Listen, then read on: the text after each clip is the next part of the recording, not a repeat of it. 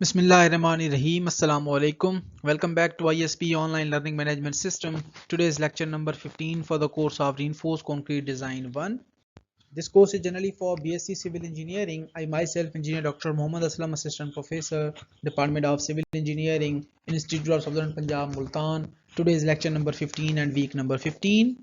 So these are your reference textbooks for this course. इन books के अलावा अगर आपके पास design of reinforce concrete structure से रेलेवेंट कोई और बुक अवेलेबल है तो उसको भी आप यूज़ कर सकते हैं. So in our today's class we are going to discuss about working stress method, serviceability, deflection and cracks control. कि जो सर्विसिबिलिटी है, सर्विस लाइफ है स्ट्रक्चर की, ओवरऑल डिज़ाइन लाइफ वो किस तरह से अफेक्ट होती है, डिफ्लेक्शन और क्रैकिंग कंट्रोल के ओवरऑल पैरामीटर्स हम किस तरह से कंसीडर करते हैं, और वर्किंग स्ट्रेस मेथड का बेसिक बैकग्राउंड या बेसिक ओवरव्यू क्या होता है, हम किस तरह से उसको यूटिलाइज करते हैं. वर्किंग स्ट्रेस मेथड क्योंकि हम डिटेल में वाइल एनालाइजिंग बीम्स जो है वो डिज़ाइन करते वक्त या एनालाइज करते वक्त हम इनको डिटेल में पढ़ते हैं, जो कि आई होप मैडम हाजरा ने आपको ऑलरेडी एक्सप्लेन कर दिया होगा, लेकिन मज़ीद जो है थोड़ा सा ओवरव्यू लेके हम आगे चलते हैं. So first of all we will discuss about working stress method in terms of serviceability criteria, checks for the deflection, crack widths and spacing. ये हमारे चार मेजर टॉपिक्स हैं. फर्स्ट ऑफ ऑल हम वर्किंग स्ट्रेस मेथड को discuss करेंगे, उसके बाद serviceability के अंदर, डिफ्लेक्शंस के अंदर, क्रैक की विड्थ्स के अंदर और क्रैकिंग की स्पेसिंग के ऊपर हम overall long life of structure या सर्विसिबिलिटी ऑफ स्ट्रक्चर को डिस्कस करेंगे. वर्किंग स्ट्रेस मेथड, इसको इलास्टिक मेथड भी कहा जाता है या अलोएबल स्ट्रेस डिज़ाइन मेथड भी कहा जाता है या अल्टरनेटिव डिज़ाइन मेथड भी कहा जाता है, जो कि 1900 टू 1960s के दरमियान एक ऑलमोस्ट 660 ईयर्स के अंदर जो है इसके ऊपर डिफरेंट जो है वर्क किया गया, डिफरेंट मॉडिफिकेशंस की गई.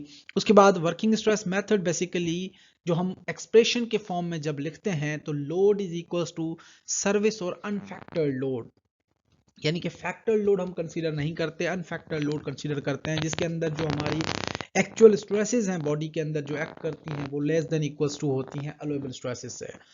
So F is an elastically computed stress such as using flexural stress MC over I, जो कि आपकी मूवमेंट इनटू सेंट्रोइडल डिस्टेंस और मूवमेंट ऑफ इनर्शिया जो हम कैलकुलेट करते हैं, ये हमारी बेसिकली एक्चुअल स्ट्रेसेस होती हैं.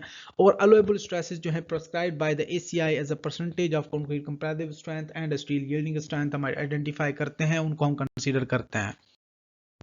उसके बाद अल्टीमेट स्ट्रेंथ डिजाइन मेथड है, जो कि हम सर्विस लोड जो हैं, जो हमारे सर्विस लोड एक्ट हो रहे होते हैं, उनको हम डिफरेंट फैक्टर्स से या डिफरेंट फैक्टर्स के साथ मल्टीप्लाई करके कन्वर्ट करते हैं इनटू अ फैक्टर लोड, जिसके अंदर जो सेक्शन है strengths are reduced by a safety reduction factors. The ultimate strength design method may be expressed by the following: strength provided should be more than equals to strength carried by the factor loads, के जो आपका material है वो ज़्यादा load carry कर सकता है जो आप एक्चुअल लोड उसके ऊपर प्रोवाइड कर रहे हो. यानी कि इनिशियली जो हम मटेरियल है या मेंबर्स हैं उनके ऊपर जो लोड्स अप्लाई आते हैं या अप्लाई होते हैं उनको हम इंक्रीज करके फैक्टर लोड्स के हिसाब से कंसीडर करते हैं, ताकि जो लोड एक्चुअल हमारा एक्ट कर रहा है उससे ज़्यादा लोड जो है वो हमारा मेंबर रेजिस्ट कर सके. तो फर्दर बीम्स के अंदर हमारे पास दो मेजर टाइप्स होती हैं, एक सिंगली डिजाइन रिइंफोर्स होते हैं सिंगली रिइंफोर्स बीम, और दूसरे होते हैं doubly reinforce beam. Singly reinforce beam जो कि ओनली फॉर प्योर फ्लेक्चर हम डिस्कस करते हैं या डिज़ाइन करते हैं, जिनके अंदर जो मेन स्टील होता है वो सिर्फ टेंशन स्टील प्रोवाइड होता है, लेकिन जो आपका डबली रिइंफोर्स होता है उसके अंदर हम एज अ टेंशन स्टील और एज अ कंप्रेशन स्टील दोनों को सेपरेटली डिज़ाइन कर रहे होते हैं, जो कि आप दोनों फिगर्स के अंदर भी देख सकते हैं. Case dash basically is a compression steel, S is a area of steel in the tension zone, जिसको हम टेंशन स्टील भी कंसीडर करते हैं. तो यहाँ पे बेसिकली दो as a type of reinforcement को कंसीडर करके बीम दो कैटेगरी के अंदर डिस्ट्रीब्यूटेड है: singly reinforced concrete beam and doubly reinforced concrete beams. According to section reinforcement, we have two types, and according to section shape, we have three types specified here. But there are beams of rectangular sections, beams of T, L and I sections. उसके बाद beam of irregular sections भी हम provide करते हैं. जब हम reinforce concrete members बनाते हैं तो हमारा जो फोकस होता है वो तीन डिफरेंट चीज़ों के ऊपर होता है। Number one is the safety of structure, कि always to being a engineer, to being a structural engineer, आपका जो मेन फोकस रहता है वो हमेशा safety is our first priority. Safety जो है वो हमारे लिए ज़रूरी है, क्योंकि आपने ऑलरेडी सुना है कि डॉक्टर मेक्स अ मिस्टेक, वो एट अ टाइम एक जान लेता है, लेकिन अगर एक इंजीनियर मिस्टेक करता है तो वो at a time hundreds of lives जो हैं वो डेंजर में डालता है। तो हमारा जो सबसे पहली चीज है वो है कि safety of the structure, to provide sufficient या एडिक्वेट इंटरनल डिजाइन स्ट्रेंथ, के मटेरियल या जो स्ट्रक्चरल मेंबर है उसकी इंटरनल रेजिस्टेंस बेहतर होनी चाहिए ताकि वो प्रॉपरली उस लोड को या उन एलिमेंट्स को बियर कर सके। Secondly is deflection. Deflection under service loads, के जो आपके अंडर सर्विस लोडिंग है उनके अंदर एक लिमिटेड डिफ्लेक्शन अलो होनी चाहिए। ऐसे नहीं है कि आप घर के अंदर इंटर हुए एक पूरा का पूरा मेंबर जो है वो कर्व फॉर्म के अंदर आपको नजर आ रहा है, उसके अंदर डिफरेंट क्रैक्स नजर आ रही हैं, तो वहां पे जो है एक अपीयरेंस स्ट्रक्चर की ओवरऑल चेंज हो जाती है, जिसकी वजह से एक पर्सपेक्टिव जो है, हमारा जो अपना ओपिनियन है उस घर के अंदर। इसके सिंपल एग्जांपल आप इस तरह से भी ले सकते हैं कि फॉर एग्जांपल आप घर के अंदर सोए हुए, ऊपर से पंखा जो है वो चल रहा है लेकिन बहुत ज्यादा हिल रहा है, बहुत ज्यादा जो है उसके अंदर वाइब्रेशन है, तो आपको खुद डर लग रहा होगा कि यार किसी भी वक्त ये पंखा गिर सकता है, या छत के अंदर जो मटेरियल्स हैं वो आपके कहीं ना कहीं से गिर रहे हैं। तो वहां पे इसी तरह से डिफ्लेक्शन जो है वो एक ऐसा पैरामीटर है जो कि मेंबर के अंदर एक डिफॉर्मेशन है। अगर आप उसको देख सकते हैं, पूरा का पूरा मेंबर कर्व फॉर्म के अंदर है, तो आपके अंदर कंफर्ट स्ट्रक्चर के अंदर जो आपकी एक कंफर्टेबलनेस है वो आपकी कम हो जाती है। उसके बाद क्रैकिंग। क्रैकिंग के एक क्रैक होता है, फॉर एग्जांपल आपके हेयर क्रैक्स होते हैं, हल्के हल्के क्रैक्स आपको नजर आ रहे हैं। एक होता है बहुत ही बड़ा क्रैक आपको बिल्डिंग के अंदर कहीं पे नजर आ रहा है, तो वो हमें डर लग रहा होगा उस बिल्डिंग के अंदर इंटर होने से या उस कमरे के अंदर इंटर होने से। तो ये तीन पैरामीटर जो हैं ये हमारी फर्स्ट प्रायोरिटी रहती है to being a structural engineer या to being a civil engineer. हमें फोकस रहना होता है सेफ्टी ऑफ द स्ट्रक्चर के ऊपर, डिफ्लेक्शन के ऊपर और क्रैकिंग कंट्रोल के ऊपर। वर्किंग स्ट्रेस के अंदर जो हमारी अजम्पशंस होती हैं कि plane section before bending remains plane after bending, के जो आपका सेक्शन है वो आपका प्लेन ही रहता है, चाहे वो नॉर्मल कंडीशंस के अंदर हो, चाहे वो बेंडिंग को फेस करता हो। अब यहाँ पे हमने जो सेक्शन कंसीडर किया है कि let suppose both concrete and steel obey Hooke's law, के stress and strain basically are directly proportional, के मेंबर के अंदर स्ट्रेसेस जितनी इंक्रीज होंगी उसी हिसाब से स्ट्रेंथ जो है वो भी इंक्रीज होंगी। इसी तरह से थर्ड जो है वो आपकी stress and strains are proportional to the distance from the neutral axis, के न्यूट्रल एक्सिस से हिसाब से जो प्रोपोर्शनली दोनों जो वैल्यूज हैं ये आपकी स्ट्रेसेस की हैं और स्ट्रेन्स की हैं, अगर आप उनको एक ट्रायंगुलर फॉर्म के अंदर डायग्राम में शो कराते हो तो दोनों के अंदर जो स्ट्रेसेस हैं या आपका जो डिस्टेंस है वो प्रोपोर्शनल है न्यूट्रल एक्सिस के हिसाब से। तो ये हमारे पास एक सेक्शन है जिसके अंदर हमने एक मेंबर का क्रॉस सेक्शन उसी हिसाब से स्ट्रेन डिस्ट्रीब्यूशन और स्ट्रेस डिस्ट्रीब्यूशन डायग्राम्स बनाई, जो कि आप देख सकते हैं कि स्ट्रेन इन कंक्रीट टॉप के ऊपर है क्योंकि कंप्रेसिव स्ट्रेन्स होती हैं, और बॉटम जो है मेंबर का वो टेंसाइल स्ट्रेन्स को फेस करता है। उसी हिसाब से कंप्रेशन के अंदर आपके कंप्रेसिव स्ट्रेसेस हैं, जो आपका सेकंड ट्रायंगल फॉर्म है उसके अंदर जो आपकी टेंसाइल स्ट्रेसेस है वो बॉटम के अंदर भी आप देख सकते हैं। उसके बाद जो टेंशन रीजन है, क्योंकि कंक्रीट हमारा आरसी रीइंफोर्स कंक्रीट बनाने का जो पर्पस था कि concrete is good in compression but weaker in tension, तो टेंशन के अंदर हमने स्टील प्रोवाइड किया जिसकी वजह से हम रीइंफोर्स कंक्रीट को कंसीडर करते हैं। तो अगर आप रीइंफोर्समेंट प्रोवाइड करते हो टेंशन रीजन के अंदर, तो जो कंक्रीट है प्योर कंक्रीट की जो टेंसाइल कैपेसिटी है उसको हम इग्नोर कर देते हैं या इग्नोर ही कंसीडर करते हैं। उसके बाद perfect bond must be maintained between steel and concrete, कि जब आपने मेंबर के अंदर स्टील और कंक्रीट लगा दिए तो आपका अजम्पशन जो है वो क्या रहती है कि एक प्रॉपर बॉन्ड बना हुआ है दोनों मटेरियल्स के दरमियान। उसके बाद अलोएबल स्ट्रेसेस हैं कि कंक्रीट के अंदर स्ट्रेसेस कितनी है और स्टील के अंदर स्ट्रेसेस किस तरह से मूव कर रही हैं। जिस तरह से हम नॉर्मली जो है एफ वाई हमारी 300 और 350 मेगा पास्कल है, तो उस हिसाब से हम 140 कंसीडर करते हैं, और अलोएबल स्ट्रेसेस अगर आपका स्टील जो है वो 420 एमपीए का है तो उस केस के अंदर हम 170 मेगा पास्कल कंसीडर कर रहे होते हैं। उसके बाद रीइंफोर्स कंक्रीट सेक्शंस के अंदर हम हेट्रोजीनियस, यानी रीइंफोर्स कंक्रीट सेक्शन जो है वो होमोजीनियस नहीं होते, वो हेट्रोजीनियस होते हैं क्योंकि डिफरेंट मटेरियल्स हैं कंक्रीट और स्टील दोनों। उसके बाद अल्टीमेट स्ट्रेंथ डिजाइन मेथड के अंदर जो मजीद अजम्पशंस हैं कि strain in concrete is same as in reinforcing bars, के जितनी स्ट्रेंथ आपकी कंक्रीट के अंदर आएंगी क्योंकि उसी के अंदर स्टील लगा हुआ है, तो जितना खिंचाव कंक्रीट फेस करेगा उतना ही खिंचाव स्टील फेस करेगा। और सेकेंडली हमारे पास है कि कंक्रीट के अंदर जो स्ट्रेन्स हैं वो लीनियरली प्रोपोर्शनल है to the distance from the neutral axis, कि वो लीनियरली इंक्रीज हो रही है, ना कि इरेगुलर इंक्रीमेंट है उनके अंदर। Third, modulus of elasticity of all grades of steel should be equals to 29 into 10 raised power 6 pound per inch square। Plane cross sections continue to be plane after bending, के जो cross section है वो plane ही रहेगा after bending before bending, दोनों cases के अंदर। उसके बाद टेंसाइल कैपेसिटी कंक्रीट की, उसको हम निगलेक्ट कर देते हैं। मेथड जो है हम इलास्टिक एनालिसिस का, assuming that the behaviour of all levels of stress is not valid at higher stress, non elastic behaviour can be assumed also.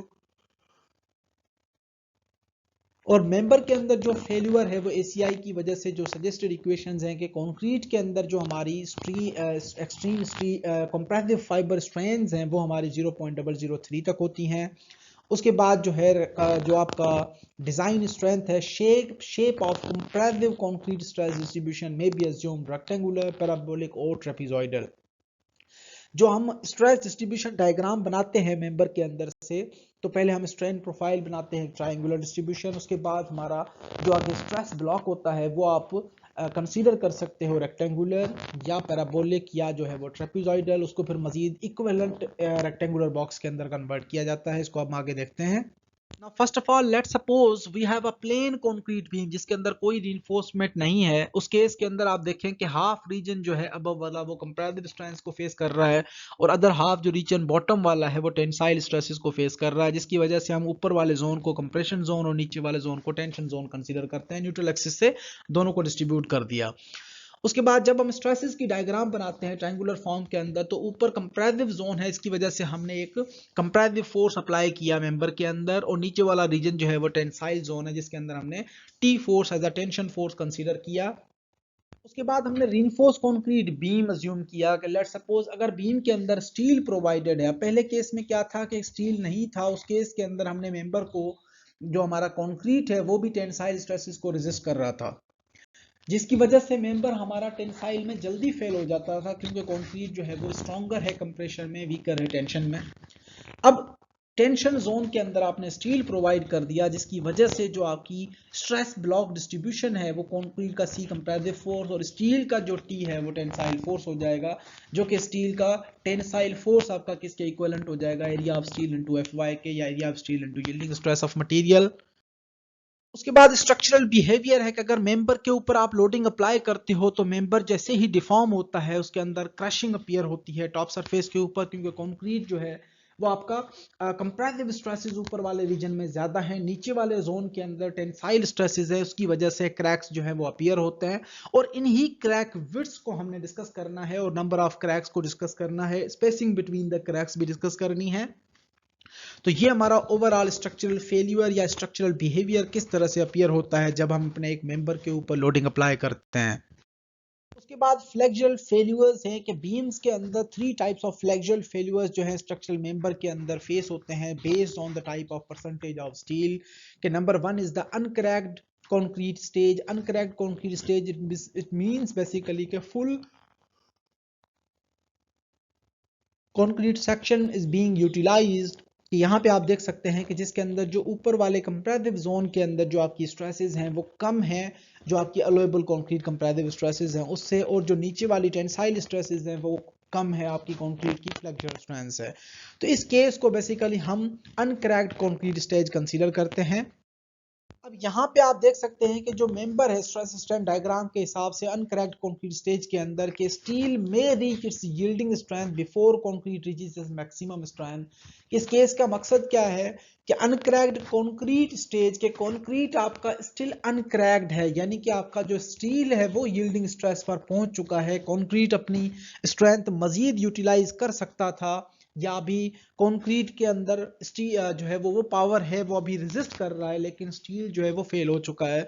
तो उस केस के अंदर जो स्ट्रेस डिस्ट्रीब्यूशन डायग्राम है वो हम किस तरह से बनाते हैं कि आपका एक क्रॉस सेक्शन है B to D, area of steel centroid है, उसके अंदर स्ट्रेंथ डिस्ट्रीब्यूशन डायग्राम बनाई, फिर हमने स्ट्रेस डिस्ट्रीब्यूशन डायग्राम बनाई कि ओवरऑल जो कंक्रीट की स्ट्रेसेस है वो आपकी स्टील जो क्रैकिंग स्ट्रेसेस हैं वहां उससे कम है, लेकिन जो यील्डिंग स्ट्रेस है स्टील वो आपकी अपनी क्रैकिंग स्टील या यील्डिंग स्ट्रेस पर पहुंच चुका है। इसकी वजह से जो मेंबर है हमारा वो टेंशन कंट्रोल्ड सेक्शन कहलाता है, यानी कि मेंबर आपका टेंशन में फेल हो गया लेकिन जो आपका कंक्रीट है वो स्टिल अपना लोड कैरी कर सकता है। अब second section basically is the cracked concrete stage. Cracked concrete stage के अंदर के दोनों materials concrete and steel both reaches the crushing strength and yielding strength at the same time, जिसको हम बैलेंस सेक्शन कंसीडर करते हैं कि आपका जो कंक्रीट है वो भी और स्टील दोनों एट अ टाइम एक ही वक्त के ऊपर जो है वो फेल होंगे, उसको हम बैलेंस सेक्शन कंसीडर करते हैं, जिसके अंदर जो आपकी क्रैकिंग स्ट्रेसेस हैं कंक्रीट की और जो लोडिंग स्ट्रेसेस हैं वो दोनों ऑलमोस्ट इक्वल या थोड़ा सा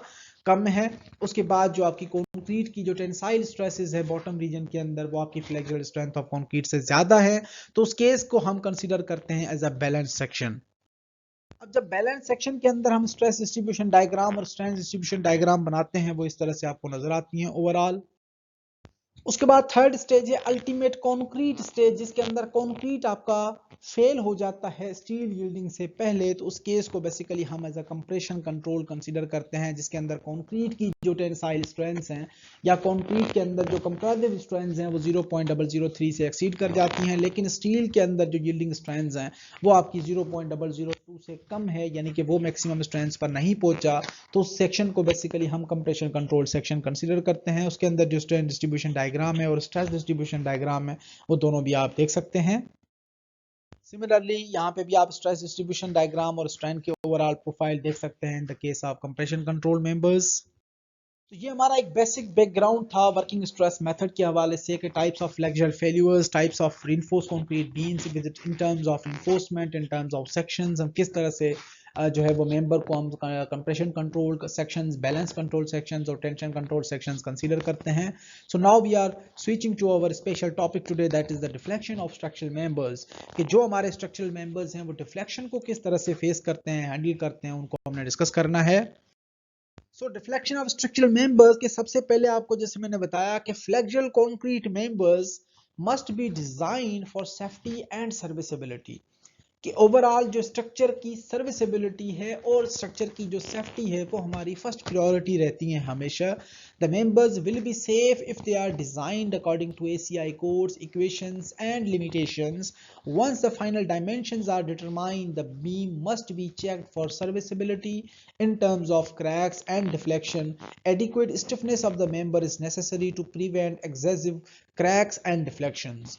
कि आपने जब मेंबर को डिजाइन कर दिया, जो मेंबर की डायमेंशंस आपने डिसाइड की कि ये बीम आपका इस डायमेंशन का होना चाहिए, तो जब आपकी फ्लेक्सुरल स्ट्रेसेस या लोड्स उसके ऊपर लगेंगे तो मेंबर जो है आया इतना स्टिफर है कि जो अपना उसका डेड वेट है, स्लैब का डेड वेट है, जो मटेरियल आपने घर के अंदर रखा उनका जो लोड है, क्या उन लोडिंग्स की वजह से मेंबर के अंदर एक ज्यादा डिफ्लेक्शन तो नहीं है, मेंबर आपका पूरा कर्व फॉर्म के अंदर डिफ्लेक्टेड नजर आ रहा है, और दूसरा उसके डिफ्लेक्शन की वजह से उसके सरफेस के अंदर क्रैक्स वगैरह तो नहीं है। तो इन दोनों चीजों को हमने कंसीडर करना है, तो उसके लिए हमारे पास ACI की जो कोड्स और गाइडलाइंस हैं उनको हमने डिस्कस करना है। ACI code recognises that use of steel up to yielding strength of 80 ksi or 560 MPa and the use of high strength concrete must be preferred, कि ये आपके अगर आप लोड और स्ट्रेसेस के हिसाब से या सर्विसिबिलिटी के हिसाब से आप अगर आपको कोई एक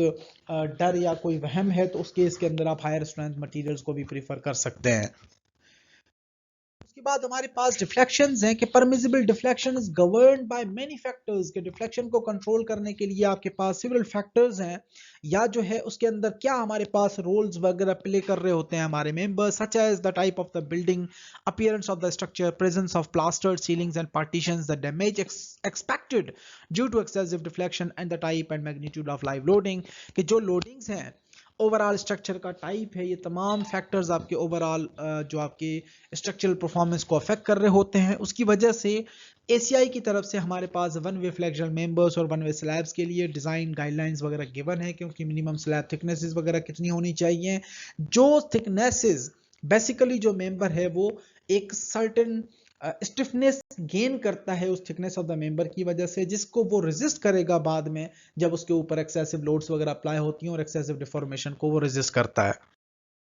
उसके बाद एसीआई की तरफ से जो minimum solid way one way slabs हैं या आपके बीम्स और रिब्ड वन वे स्लैब्स हैं, उनके लिए जो स्टील की गाइडलाइंस को कंसीडर करते हुए जो मिनिमम थिकनेसेस की इक्वेशंस हैं वो आपको यहाँ देख सकते हैं कि सिंपली सपोर्टेड के केस में L/25 हम प्रोवाइड करते हैं।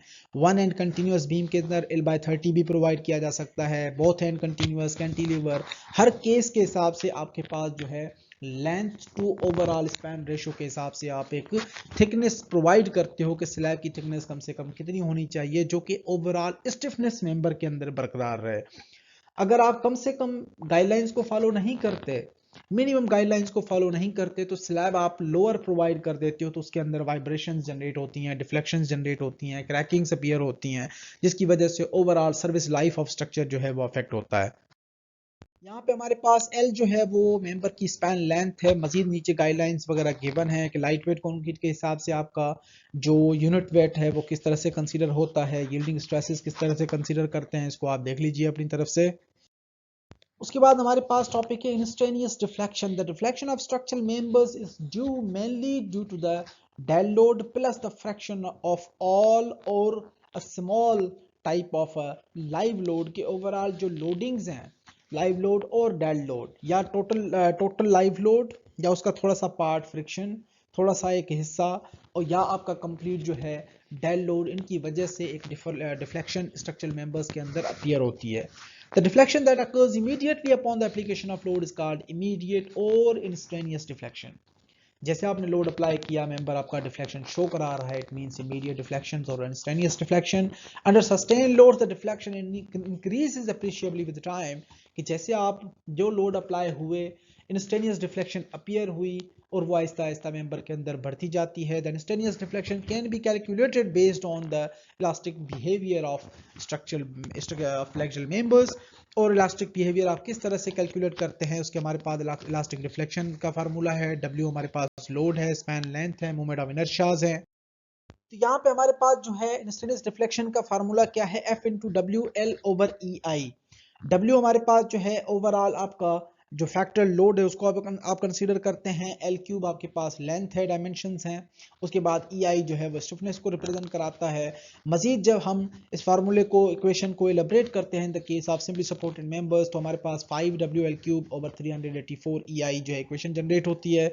इसको आप 5 इंटू स्मॉल w यानी कि आपका जो लोड है, total load in the on the area जो आपका यूनिफॉर्मली डिस्ट्रीब्यूटेड है, उसको आप WL में कन्वर्ट करते हो पर लेंथ के हिसाब से, और ओवर 384 EI जो है फार्मूला हम अप्लाई करते हैं। उसके बाद मॉडुलस ऑफ इलास्टिसिटी है जो कि आप नॉर्मली कंसीडर करके नॉर्मल वेट कंक्रीट के लिए कैलकुलेट भी कर सकते हैं। 33 into W power 1.5 into FC dash, जो कि आपका W जो है वो यूनिट वेट ऑफ कंक्रीट है। अगर आप यूनिट वेट ऑफ कंक्रीट और इस इक्वेशन को मजीद सॉल्व करते हैं एज सजेस्टेड बाय ACI कि आप modulus of elasticity of concrete जो है वो 57,400 अंडर FC डैश भी कंसीडर करके कैलकुलेट कर सकते हैं, जिससे हमारे पास ओवरऑल मॉडुलस ऑफ इलास्टिसिटी की वैल्यू आ रही होती है।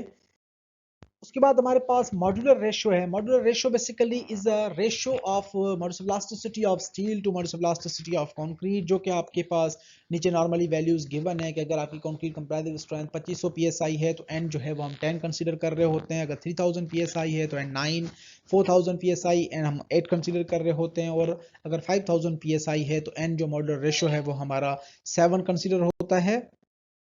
उसके बाद क्रैकिंग मूवमेंट है। क्रैकिंग मूवमेंट हम कंसीडर करते हैं एज अ FR से, फ्लेक्सर रप्चर स्ट्रेंथ से हम कंसीडर करते हैं।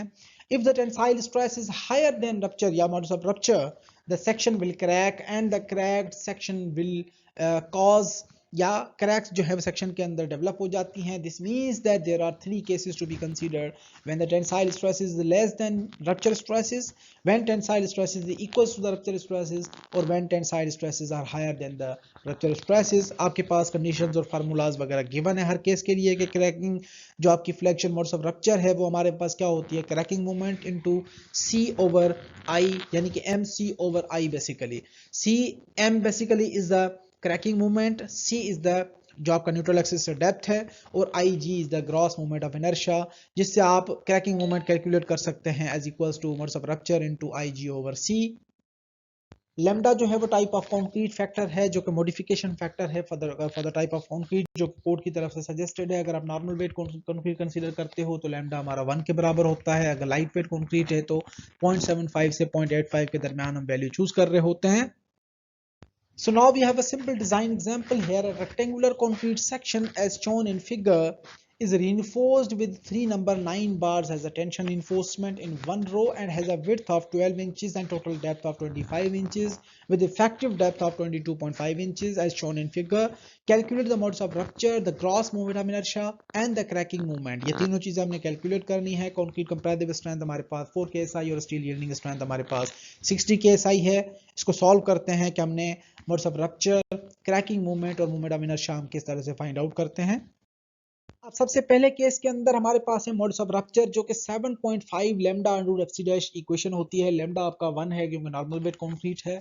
7.5 into 1 under F C dash 4000 हमारे पास जो मोड्स ऑफ रप्चर आया वो 474 psi आ गया। ग्रॉस मूवमेंट ऑफ इनर्शिया हमारा bh क्यूब बाई 12 होता है जो कि आपने 12 इंटू 25 क्यूब डिवाइड बाई 12 आपके पास 15,625 इंच पावर 4 आ गया। क्रैकिंग मूवमेंट हमारा क्या होता है is equals to rupture strength into gross movement of inertia over c centroid अब द एक्सिस जो कि h बाई 2 होता है। h आपके पास 25 inches total depth of section है जिसको सेंट्रॉइड हम h बाई 2 कंसीडर करते हैं 12.5। तो क्रैकिंग मूवमेंट हमारे पास आ जाती है 592.5 किप इंच जिसको हमने किप फिट में कन्वर्ट किया 49.38 किप फिट। अब हमने पहले इंस्टेंटेनियस डिफ्लेक्शन अचीव की या इंस्टेंटेनियस डिफ्लेक्शन को डिस्कस किया जिसके अंदर क्या केस था कि जैसे ही लोड अप्लाई होता है मेंबर आपका डिफ्लेक्शन फेस करता है। उसके बाद लॉन्ग टर्म डिफ्लेक्शन या long time deflection. Deflection of RC members continues to increase under a sustained load, although more slowly with time. Aahista Aahista slowly time के साथ जो है डिफ्लेक्शन बढ़ती जाती है। श्रिंकेज और क्रीप जो हैं वो मेजर काजेज हैं जो कि लॉन्ग टर्म डिफ्लेक्शन को इंक्रीज करते हैं। It is influenced mainly by temperature, humidity, age of time, age at time of loading, curing, quantity of compression reinforcement and magnitude of the sustained load। उसके लिए ACI की तरफ से क्या value suggested है एज अ कॉम्प्रिहेंसिव एनालिसिस के लिए उसको हम डिस्कस करते हैं। So ACI suggests that unless values are obtained by more comprehensive analysis, the additional long-term deflection for both normal and lightweight concrete members shall be obtained by multiplying the immediate deflection with the factor कि आपकी जो immediate deflection है उसको अगर आप directly factor से multiply करो तो आप long time deflection को भी predict कर सकते हैं। That factor या multiplier for the additional deflection factor is equals to जो आपका gamma factor है divided by 1 plus 50 into rho dash। Rho dash basically is the area of steel over BD जो कि आपका एरिया ऑफ स्टील का ratio है। और जो टाइम डिपेंडेंट फैक्टर है वो हमने गामा से शो कराया है जो कि आप नीचे टेबल के अंदर देख सकते हैं कि अगर आप 1 मंथ का कंसीडर कर रहे हो तो 0.5, अगर 3 मंथ का है तो 1, 6 मंथ्स के लिए हम 1.2, 12 मंथ्स 1.4, इसी तरह से आप 60 मंथ्स और 60 मंथ से ज्यादा तो जो फैक्टर है हमारे पास 2 कंसीडर होता है नॉर्मली। अब हम आते हैं अलोएबल डिफ्लेक्शंस के ऊपर कि जो ACI कोड सेक्शन 9.5 है वो क्या कहता है कि जब आपकी लाइव लोड एक्ट कर रहा हो उसकी वजह से जो अलोएबल डिफ्लेक्शन है फ्लैट रूफ्स के अंदर नॉट सपोर्टिंग एलिमेंट्स के अंदर जो है वो L बाय 180 यानी कि span length divide by 180 immediately जो इमीडिएट डिफ्लेक्शन है वो L बाय 180 से कम होनी चाहिए। इसी तरह से immediate deflection due to live load in for flows not supporting elements likely to be damaged if deflection is more than L by 360 and if the जो टोटल डिफ्लेक्शन है वो L बाय 480 होती है जो कि एलिमेंट्स हमारे पास long term deflections वगैरह due to all sustain loads and immediate deflection due to live loads and dead loads for floors and roof supporting elements likely to be damaged कि जो आपके फ्लैट रूफ्स और slabs होती हैं अगर उनके अंदर L बाय 480 होता है तो उस केस के अंदर जो स्लैब्स हैं या फ्लोज हैं वो हमारी जो टोटल डिफ्लेक्शन है वो L बाय 480 से ज़्यादा है तो उस केस के अंदर मेंबर्स जो हैं वो डिफ्लेक्ट हो जाएंगे और फेल हो जाएंगे। इसी तरह से कुछ एलिमेंट्स के अंदर जो है वो डिफ्लेक्शन हम total deflection L by 240 allow करते हैं एज पर ACI 9.5 section. So now we have a combination of loads. If a beam is subjected to different types of loadings, uniform, non-uniform or concentrated loads or subjected to end moments, the deflection may be calculated for each type of loading or force applied on the beam separately and the total deflection calculated by superposition. This means that all the separate deflections are added up algebraically to get the total deflection, कि जितने load हैं, जिस type के load हैं, उसी हिसाब से हमने इंडिविजुअल डिफ्लेक्शंस को कंसीडर करना है। उसके बाद एंड में जो है हम इंडिविजुअल डिफ्लेक्शंस को ऐड कर देते हैं। इसी तरह से हमारे पास इंडिविजुअल लोड्स के हिसाब से जो बीम्स के अंदर डिफ्लेक्शंस हैं उसके लिए डिफरेंट इक्वेशन सजेस्टेड है, उनको देखते हैं। लेट सपोज हमारे पास सिंपली सपोर्टेड एक लोड है और जो सिंपली सपोर्टेड बीम है जिसके ऊपर यूडीएल लोड एक्ट कर रहा है, तो टोटल डिफ्लेक्शन हमारी 5WL⁴ ओवर 384 EI हो जाती है। अगर पॉइंट लोड एक्ट कर रहा है सेंट्रॉइडल जोन के अंदर तो PL³ ओवर 48 EI। इसी तरह से अगर P लोड या कंसंट्रेटेड लोड है जो कि A डिस्टेंस के ऊपर फ्रॉम सपोर्ट A है और B जो डिस्टेंस है वो आपका अलग है, तो वहां पे जो है डिफरेंट डिफ्लेक्शंस हमारे पास कंसीडर हो रही होती हैं। इसी तरह से 2 पॉइंट लोड्स अगर एक्ट कर रहे हैं तो डिफ्लेक्शन आप किस तरह से कंसीडर करते हो।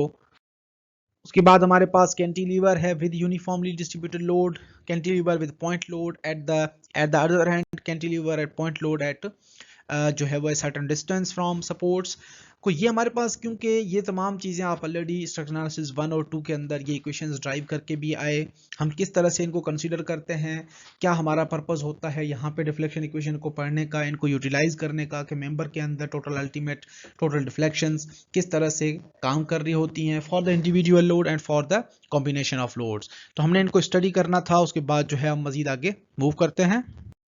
इसी तरह से हमारे पास टोटल डिफ्लेक्शन ऑफ बीम्स इन इक्वेशंस के अंदर है। यहाँ पे आपके पास जो मेंबर है बेसिकली वो कैंटिलीवर है और एक एंड से कैंटिलीवर है, दूसरे एंड के ऊपर सिंपली सपोर्टेड है। उस केस के अंदर WL³ ओवर 185 EI हम कंसीडर कर रहे होते हैं। उसके बाद हमारे पास जो एलिमेंट है वो दोनों सपोर्ट से फिक्स है, उसके अंदर यूनिफॉर्मली लोड एक्ट कर रहा है, तो हम WL³ ओवर 384 EI कंसीडर कर रहे होते हैं। तो ये जनरल डिफरेंट इक्वेशंस हैं, इनको हमने यूज करना है। मजीद आगे कुछ डिजाइन एग्जांपल सॉल्व करते हैं तो आपको सारी चीजें क्लियर हो जाएंगी। We have another design example जिसके अंदर आपने इंस्टेनियस डिफ्लेक्शन या instantaneous mid span deflection calculate करनी है सिंपली सपोर्टेड बीम के लिए, जो कि आपको नीचे नजर आ रहा है। Beam carries uniformly dead load of 0.4 kip per feet and a live load of 0.6 kip per feet in addition to a concentrated dead load of 5 kips at mid span। यानी दो हमारे पास यूडीएल लोड्स हैं, एक आपकी dead load है, दूसरा आपके पास live load है और सेंटर के अंदर एक पॉइंट लोड भी एक्ट कर रहा है 5 किप्स का। So concrete compressive strength we have 4 KSI and steel yielding strength of 60 KSI। The cross section of beam is basically B is 13 inches and D is effective depth is equals to 21 inches, total depth is equals to 25 inches। Modular ratio हमारे पास जो है modular elasticity of steel over modular elasticity of concrete जो है वो 8 हमें given है। और ये तमाम चीज़ें हैं। बीम की लेंथ हमारे पास 40 फीट है, जो पॉइंट लोड है वो मिड स्पैन के ऊपर एक्ट कर रहा है जो कि हमारे पास 20 फीट की लेंथ है। तो ये तमाम चीज़ें हैं, इसके अंदर हमने मिड स्पैन डिफ्लेक्शन को कैलकुलेट करना है। सॉल्यूशन के अंदर सबसे पहले हम मिनिमम डेप्थ चेक करते हैं कि ओवरऑल मिनिमम थिकनेस या डेप्थ जो है एसीआई के हिसाब से कितनी होनी चाहिए। उसके लिए हमने फार्मूला लिया minimum total depth is equal to L/16। L आपके पास 40 फीट है, into 12 conversion divide by 16 we got 30 inches. So total thickness जो हमने प्रोवाइड की है या जो हमें गिवन है वो 25 इंचेस है, जो कि थिकनेस इंच से कम है। Therefore the deflection must be checked, क्योंकि मिनिमम थिकनेस आपने 30 इंच प्रोवाइड करनी चाहिए थी, लेकिन हमने जो है 25 इंचेस प्रोवाइड की है। उस हिसाब से हम इसका ओवरऑल सेक्शन जो है उसको डिफ्लेक्शन के क्राइटेरिया में रीचेक करेंगे। सो द डिफ्लेक्शन जो है मिड स्पैन के ऊपर ड्यू टू डिस्ट्रीब्यूटेड लोड हमारे पास क्या है कि यूनिफॉर्मली डिस्ट्रीब्यूटेड मेंबर हैं, तो लाइव लोड या डिफ्लेक्शन 1 जो कि डिस्ट्रीब्यूटेड लोड की वजह से 5L⁴ ओवर 384 EI ये हमारे पास फार्मूला है। और कंसंट्रेटेड लोड के लिए जो हम ये फार्मूला यूज करते हैं पॉइंट लोड सेंट्रॉइड के ऊपर वो PL³/48 EI होता है। WP and L are known, ये हमें गिवन है। मॉड्यूलस इलास्टिसिटी जो है स्टील की या कंक्रीट की ये भी हमें गिवन है। और मोमेंट ऑफ इनर्शिया जो है वो हमने फाइंड आउट करना है। मॉड्यूलस इलास्टिसिटी कंक्रीट या कंक्रीट कंपैरेटिव स्ट्रेंथ से निकालते हो 57,400 FC' जो कि आपके पास 3.63 × 10⁻⁶ PSI आ जाती है।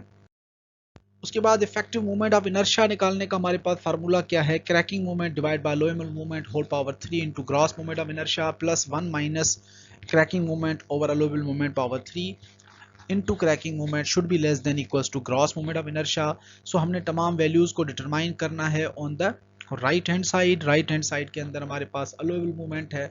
अलोएबल मोमेंट के अंदर आपके पास जो लोडिंग्स हैं WL² by 8 प्लस PL/4, ये हमारे पास फार्मूला है।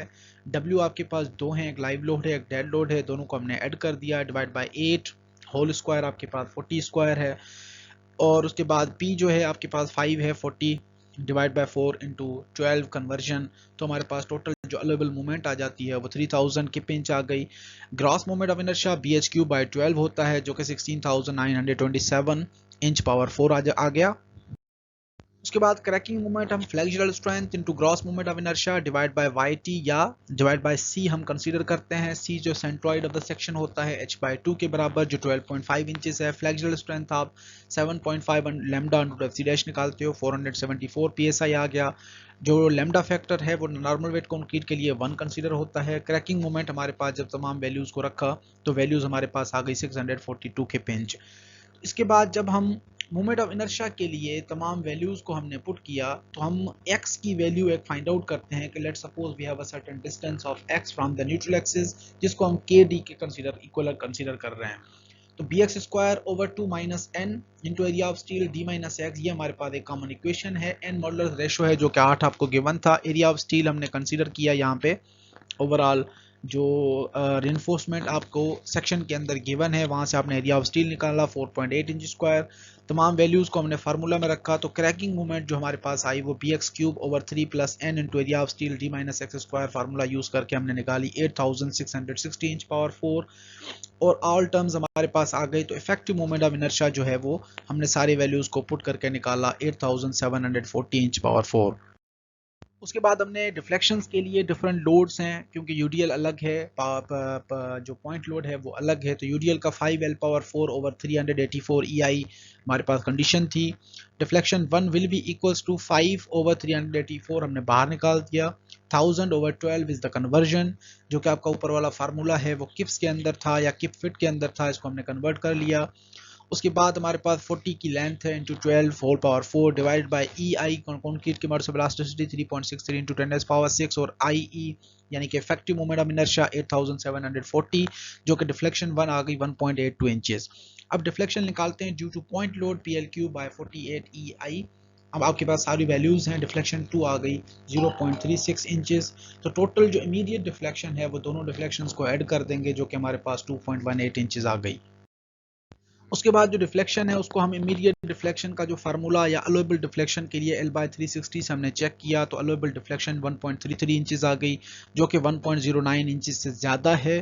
So if the member is part of a flat roof और similar to the proceeding, the allowable immediate deflection due to live load is 1L/180, जो कि 2.67 इंचेस है। Both allowable values are greater than the actual deflection 1.09 due to the uniform apply live load, कि दोनों cases के अंदर अगर हमारी जो लोड की जो डिफ्लेक्शन अलोएबल हैं वो ज़्यादा हैं, हमारा जो मेंबर है वो डिफ्लेक्ट हो रहा है 1.09 इंचेस, तो इस वजह से हम इसको केस को सेफ कंसीडर कर रहे हैं और आगे मूव करते हैं।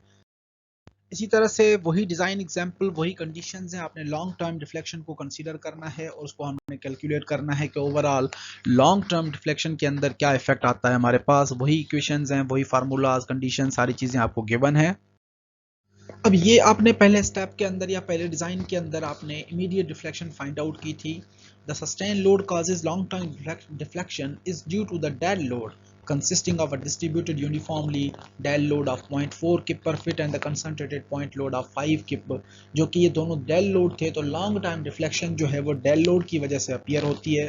Deflection due to uniformly load जो है वो हमारे पास 0.4 इंटू 1.82 आई थी।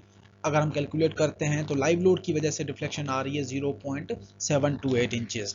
तो अगर हम पॉइंट लोड की इसी तरह से कंसीडर करते हैं तो पॉइंट लोड की आपके पास पिछले डिज़ाइन में आप दोनों चीज़ें कराए हो। पिछले डिज़ाइन में हमने जो डिफ्लेक्शंस निकाली थी वो दोनों लोड्स को कंसीडर करके यूडीएल के लिए निकाली थी। अब वही फार्मूला आपने यूज़ करके यहाँ पे अलग कंसीडर करना है, कैलकुलेट करना है, जिसकी वजह से आपका लॉन्ग टाइम डिफ्लेक्शन के अंदर सिर्फ डेड लोड का इफेक्ट आ जाएगा। अगर आप रिवाइज करते हो पिछले एग्जाम्पल को सिर्फ डेड लोड कंसीडर करके, तो आपके पास डिफ्लेक्शन जो यूडीएल डेड लोड की वजह से आती है वो 0.728 इंचेस आ गई, और इमीडिएट डिफ्लेक्शन जो है पॉइंट लोड की वजह से आई वो 0.36।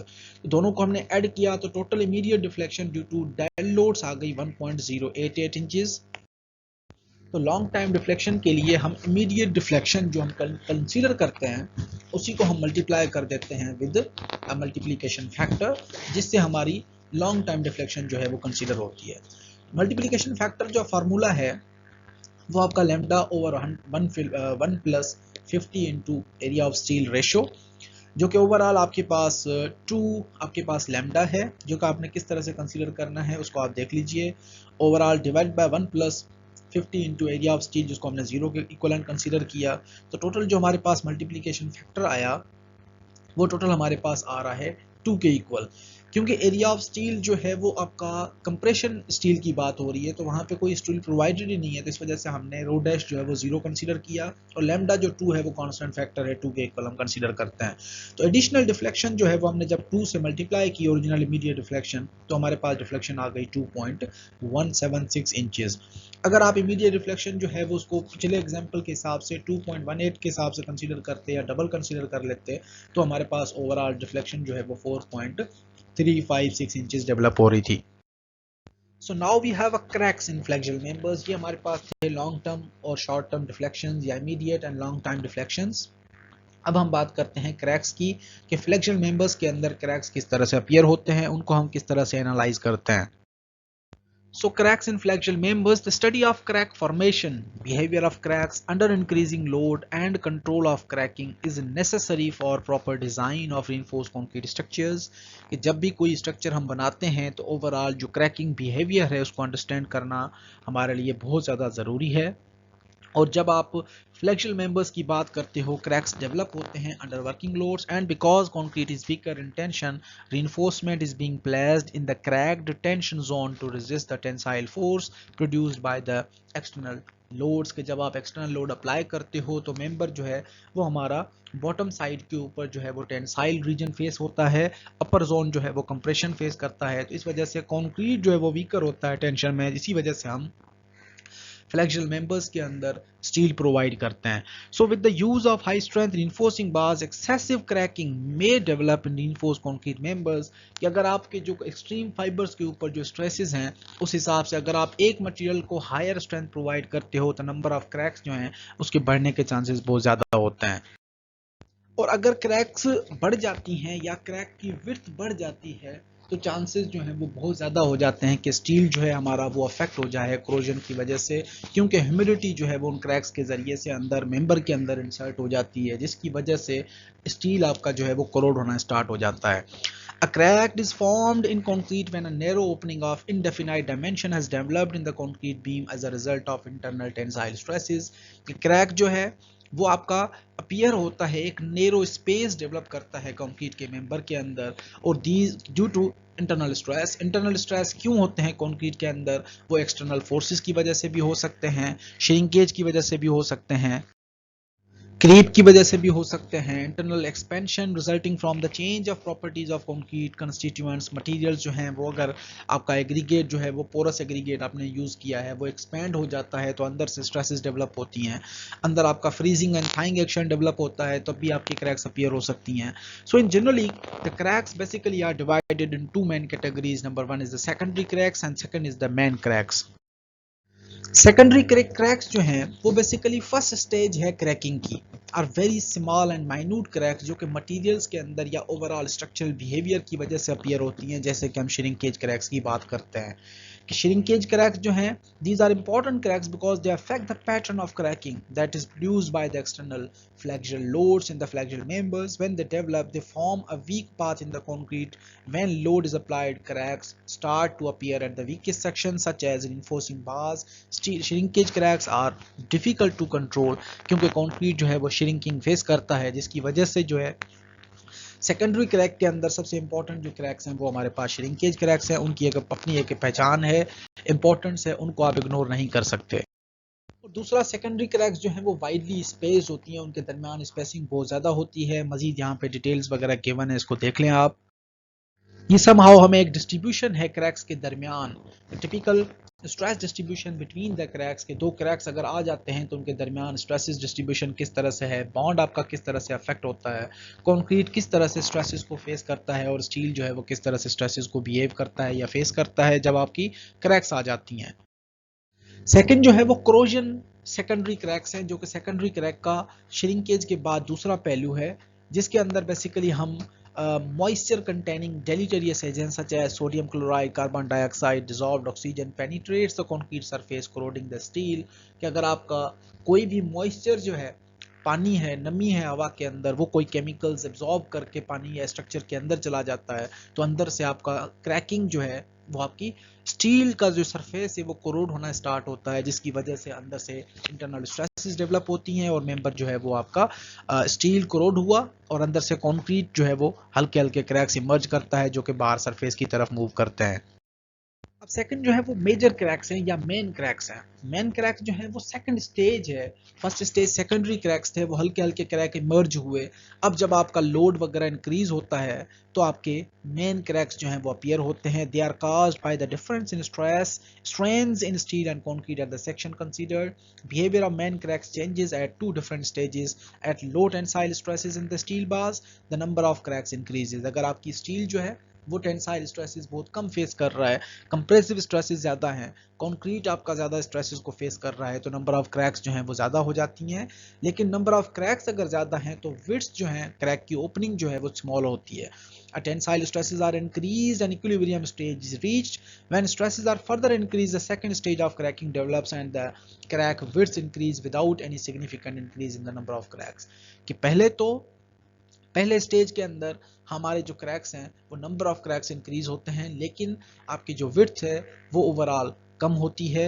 और जैसे ही स्ट्रेंथ वगैरह बढ़ते जाते हैं उसी हिसाब से जो है वो नंबर ऑफ क्रैक्स फिर कम हो जाती हैं और ओवरऑल जो है क्रैक्स आपकी विड्थ जो है, क्रैक की ओपनिंग जो है वो इंक्रीज होना शुरू हो जाती है।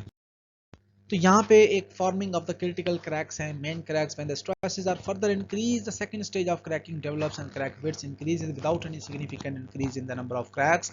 यूजुअली वन और two cracks start to widen more than the others forming critical sections या क्रिटिकल क्रैक्स, कि जैसे ही नंबर ऑफ क्रैक्स अप्लाई होते गए आपका लोड इंक्रीज होता गया, इंटरनल स्ट्रेसेस बढ़ते गए, स्ट्रेस आप बढ़ाते जाओगे तो कोई भी एक या दो क्रैक जो है वो वाइडली ओपन होना शुरू हो जाएंगे, रिमेनिंग जो क्रैक्स हैं वो वहीं के वहीं जो छोटे से रह जाते हैं। इसी तरह से ये मजीद क्रैकिंग्स वगैरह हैं, आप देख सकते हैं कि जो स्पेसिंग है क्रैक्स के दरमियान वो किस तरह से हम बैलेंस करते हैं फ्लेक्सुरल मेंबर्स के अंदर। Now we have a crack width and crack spacing जो है वो according to crack existing theories जो हैं उनके हिसाब से वेरियस फैक्टर्स के ऊपर डिपेंड कर रहा होता है, सच एज स्टील की ओवरऑल परसेंटेज कितनी है, डिस्ट्रीब्यूशन किस तरह से, स्टील के दरमियान स्पेसिंग्स कितनी है, उसके बाद फ्लेक्सुरल स्ट्रेसेस वगैरह हैं और कंक्रीट का कवर कितना है, प्रॉपर्टीज ऑफ कंक्रीट भी हैं आल्सो। तो डिफरेंट जो है उसके लिए हमारे पास प्रिडिक्टिंग इक्वेशंस भी हैं जिससे आप कैलकुलेट भी कर सकते हो। ग्रेगली एंड लूट्स जो है उन्होंने एक इक्वेशन जो है वो क्रैक विड्थ के लिए प्रपोज की थी कि जो ओवरऑल विड्थ है क्रैक की वो is equal to 0.076 beta into f s whole power under root cubical a into D C into 10⁻⁻6 inches के अंदर डिफरेंट पैरामीटर्स हैं। यहाँ पे थिकनेस ऑफ द कंक्रीट भी है, उसके बाद जो है स्ट्रेसेस हैं, एरिया ऑफ स्टील है या overall area of the section है, बीटा जो है वो पैरामीटर्स हैं या रेशो है कांस्टेंट जो कि 1.2 और जो है वो 1.2 बीम्स के लिए कंसीडर होता है और 1.35 जो है वो हम स्लैब्स के लिए कंसीडर करते हैं। इसी तरह से अगर आप क्रैक विड्थ जो है वो एसआई यूनिट में या मिलीमीटर में मेजर करना चाहते हैं तो आपके पास फार्मूला है 11 into beta F S cubical A into D C into 10⁻⁻6। उसके बाद हमारे पास है टॉलरेबल क्रैक विड्थ के ओवरऑल जो कितनी क्रैक विड्थ है जो कि अलोएबल है, यानी कि हम अलो करते हैं कि अगर उतना विड्थ है या उससे कम है तो वो स्ट्रक्चर को कोई डेंजरस या नुकसान नहीं पहुंचाएगा। नॉर्मल क्रैक हैं, छोटे से क्रैक हैं, वो ऑटोमेटिकली पड़े रहें या आप उनको फिल भी कर सकते हो। तो उसकी वजह से जो हमारे पास कोर्स की गाइडलाइंस हैं कि permissible crack width is also influenced by the aesthetic and appearance requirements. The naked eye can detect a crack about 0.0006 inches या 0.15 millimeter wide depending on the surface texture of the concrete. अगर crack का width जो है वो 0.006 inches है तो वो crack हमारी जो आई है, आंख है, वो हम उस क्रैक को देख सकती है। हाउएवर जो डिफरेंट रिसर्चर्स ने सजेस्ट की हैं कि अगर क्रैकिंग की जो विड्थ्स हैं वो 0.010 से 0.016 इंचेस के दरमियान हैं इंटीरियर मेंबर्स के लिए और जो आपके पास 0.15 to 0.025 millimetre for exterior exposed members के लिए ये जो परमिसिबल क्रैक विड्थ्स हमें गिवन है। उसके बाद हमारे पास है का limiting crack width of 0.016 inches या 0.4 millimetre for interior members and 0.013 inches या 0.32 millimetres for exterior members under dry conditions can be tolerated. इनको जो है वो हम ट्रीट कर सकते हैं, कंट्रोल कर सकते हैं। उसके बाद क्रैक कंट्रोल है, डिपेंडिंग करती है परमिसिबल क्रैक विड्थ के ऊपर। It is also always preferable to have large number of fine cracks rather than the small number of larger cracks. कि हमारे पास जो प्रेफरेंस है कि अगर आपके पास स्मॉलर विड्थ या स्मॉलर ओपनिंग क्रैक्स हैं, वो बहुत ज्यादा वैरायटी के अंदर हैं, तो उन केसेस के अंदर आप उन मेंबर्स को प्रीफर कर सकते हैं। लेकिन अगर कम क्रैक्स हैं और वाइडर क्रैक्स हैं तो उनको जो है वो हम अवॉइड करते हैं। Secondary cracks are minimised by controlling total amount of cement paste, water cement ratio, permeability of aggregate and concrete, rate of curing, shrinkage and restraint conditions. कि तो जो आपकी सेकेंडरी क्रैक्स हैं, जिस तरह से श्रिंकेज क्रैक है या क्रोजन क्रैक्स हैं, इनको आप कंट्रोल कर सकते हैं वाटर सीमेंट रेशियो से, कंक्रीट अच्छे क्वालिटी का यूज करके, ओवरऑल जो आपकी श्रिंकिंग एबिलिटी है कंक्रीट की उसको कम करके, सीमेंट पेस्ट को रिड्यूस करके एंड रिस्ट्रेनिंग कंडीशंस वगैरह को अप्लाई करके आप कंट्रोल कर सकते हैं। हाइवर जो मेन क्रैक्स हैं उनको आप किस तरह से कंट्रोल कर सकते हैं कि बाय assembling या main cracks are the reinforcement due to stresses in the reinforcement, और उसके अंदर आप improvement जो है वो bond characteristics of reinforcement को improve करके ले आ सकते हैं, distribution of reinforcement, diameter of bars used, steel percentage, concrete cover, properties of concrete also. Any improvements in these factors will reduce या will help in reducing the widths of the cracks. So now we have a design example, the sections of a simply supported beam. दो sections आपको given है नीचे figure 6.9 के अंदर। Check if the bar arrangement satisfy the ACI requirements, के जो बार arrangement हमने provide किया है आया वो क्रैक विड्थ वगैरह को कंट्रोल कर सकता है या क्रैक की नंबर ऑफ क्रैक्स को कंट्रोल कर सकता है। उसके बाद एक्सपेक्टेड क्रैक विड्थ को डिटरमाइन करें। उसके बाद Z factor based on previous equations find out करें।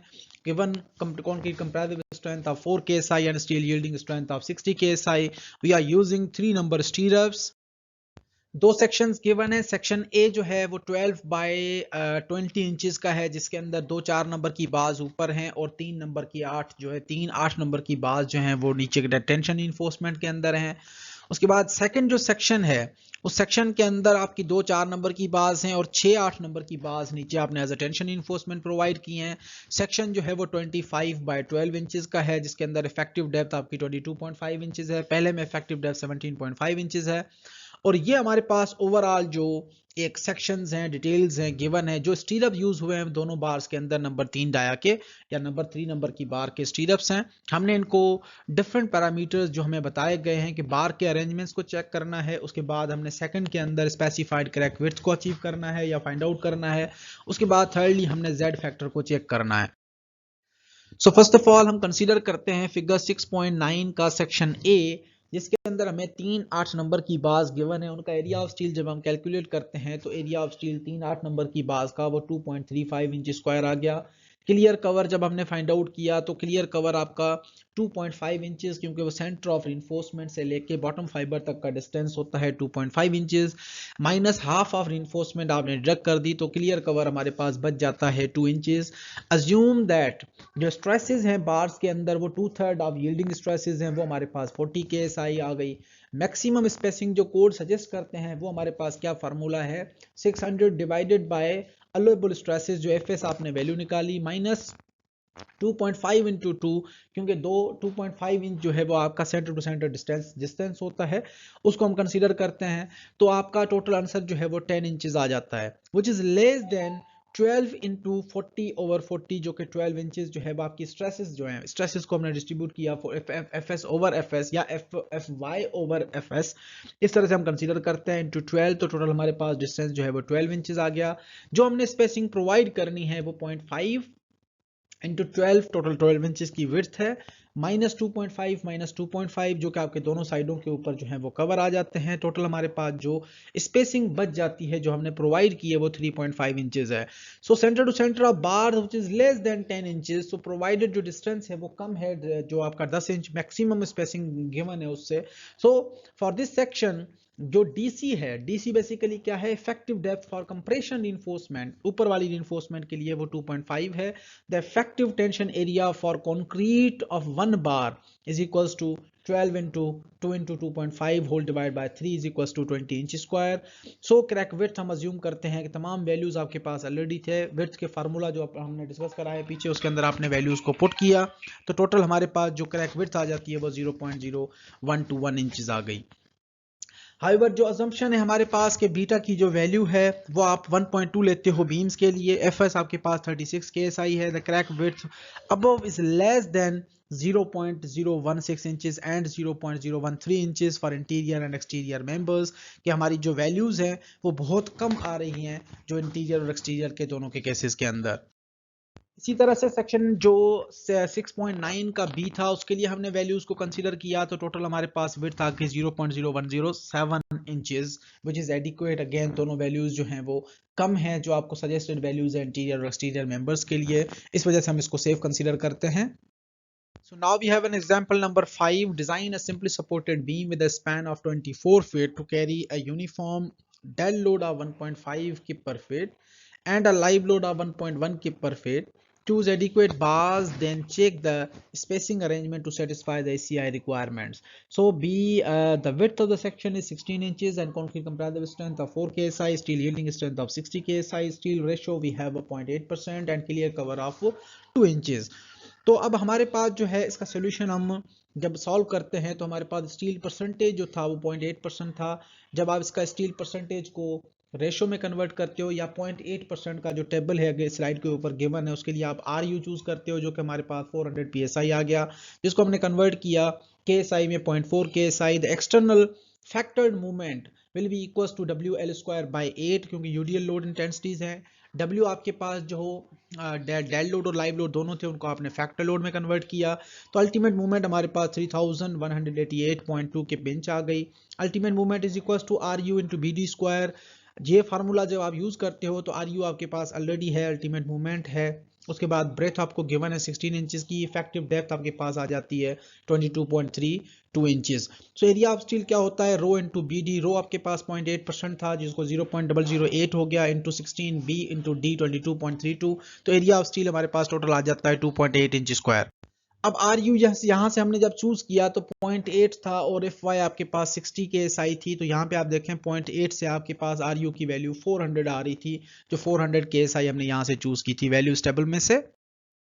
एरिया ऑफ स्टील 2.86 आ गया, तो हमने नंबर 9 की बार चूज की जिसका एरिया ऑफ स्टील जो है वो 3 नंबर 9 की बार का होता है 3 inch square in 1 row and total depth of 25 inches. Actual depth जो हमारे पास इफेक्टिव डेप्थ 22.44 थी।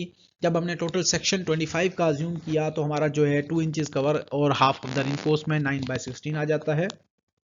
तो एक्चुअल डेप्थ हमारे पास 25, total depth -2 inches, clear cover -9/16 यानी कि half of the bar, total 22.44 inches आ गया। सो स्पेसिंग ऑफ बार्स को चेक करना है, calculate the service load and movement. Service load हमारे पास 1.5 प्लस 1.18 जो कि आप ऑलरेडी पीछे कैलकुलेट कर आए हो, जो कि आपका डेड लोड और लाइव लोड था। हमने यहाँ पे फैक्टर लोड कंसीडर नहीं करना, डायरेक्ट लोड्स कंसीडर करना है। सर्विस लोडिंग जो जिसके हमारे पास इंटेंसिटी जो है वो आ गई 2.68 किप पर फिट। तो टोटल मूवमेंट जब हमने कैलकुलेट की तो फैक्टर लोड हमारे पास नहीं, नॉन फैक्टर लोड था 2.68 into L square 24 square divide by 8, WL² by 8 का फार्मूला लगा है यहाँ पे। और टोटल जो मूवमेंट हमारे पास आई एक्चुअल मूवमेंट वो बेसिकली 2315 के पिंच आ गई।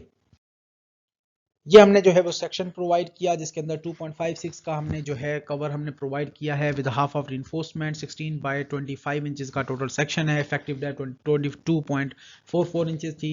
3 नंबर की 9 बार्स हैं। इसके बाद मजीद हम आगे चेक सप्लाई करते हैं। उसके बाद हम न्यूट्रल एक्सिस को चेक करते हैं जो कि BKD² over 2 minus n into area of steel D minus KD, जो कि n ऑफ मॉड्यूलर रेशो है। एरिया ऑफ स्टील आप ऑलरेडी 3 इंच स्क्वायर निकाल आए हो। इफेक्टिव डेप्थ 22.44 इंचेस था। KD आपके पास जो फैक्टर आ जाता है वो 6.85 इंचेस आ गया। JD आपके पास फैक्टर जो है वो क्या हो जाता है D माइनस KD ओवर 3 जो कि 20.16 आ गया। जेडी जो फैक्टर है बेसिकली जे आपका वो 20.16 होल डिवाइड बाय 22.44 जो कि आपके पास 0.898 इंचेस आ गया. Note that approximate value of J is 0.87 which can be used in the if KD is not calculated. अगर केडी आपके पास कैलकुलेटेड नहीं है तो आप अज्यूम भी कर सकते हो 0.87. उसके बाद हम स्ट्रेसेस को चेक करते हैं. Area of steel into FS into JD. तमाम वैल्यूज हमने रखी है. एफ जो स्ट्रेसेस हैं वो हमारे पास कितनी आई 38.3. उसके बाद स्पेसिंग चेक करते हैं. स्पेसिंग हमारे पास क्या है 600 कॉमन जो मैक्सिमम स्पेसिंग का फार्मूला है. 600 constant divide by stress 38.4 minus 2.5 into 2 जो कि आपका कवर होता है दोनों साइडों से. टोटल जो स्पेसिंग आई वो 10.7 इंचेस आई. हम उसको चेक करते हैं जो कि कम होनी चाहिए 12 इंटू 40/40 जो कि आपके पास 12 इंचेस है. Spacing provided 0.5 into 16 minus 2.56 minus 2.56 दोनों तरफ से आपने डिडक्ट कर दिया. जो डायग्राम के अंदर आप देख सकते हैं दोनों साइडों से 2.56 सेंटर ऑफ रिइंफोर्समेंट से एज तक डिस्टेंस है जो कि 5.44 है which is less than 10.7. so therefore we can say that our design is okay and that's all for today. So now we have an assignment. Assignment के अंदर दो question हैं. पहला जो क्वेश्चन है वो क्रैक विड्थ्स के हवाले से है जिसके अंदर आपने adequate reinforcement and their arrangement आपने डिसाइड करना है. लोडिंग्स आपको गिवन है. रोल नंबर अपना ऐड करना है. उसके बाद आपने इसको सॉल्व करना है. और ये क्रैक विड्थ्स के अंदर जो आपने डिस्कस किए हैं डिज़ाइन एग्जाम्पल उसी से मिलता जुलता है. दूसरा डिज़ाइन एग्जाम्पल जो है वो इंस्टेनियस मिड स्पैन डिफ्लेक्शन के हवाले से है जो कि हम ऑलरेडी डिस्कस कर रहे हैं. यहाँ पे आप देख भी सकते हैं डायग्राम्स वगैरह लोडिंग्स वगैरह गिवन हैं. और उसके बाद जो है हमारे पास कंक्रीट की कंपैरेटिव स्ट्रेंथ जो है वो 3 KSI है. अगर चेंज करते हैं 4 KSI से 3 KSI को तो हमारे पास क्या डिफ्लेक्शंस के अंदर जो है वो फ़र्क पड़ता है ये आपने चेक करना है. दोनों एग्जाम्पल्स को सॉल्व करना है असाइनमेंट और उसको टाइमली सबमिट कराना है. That's all for today.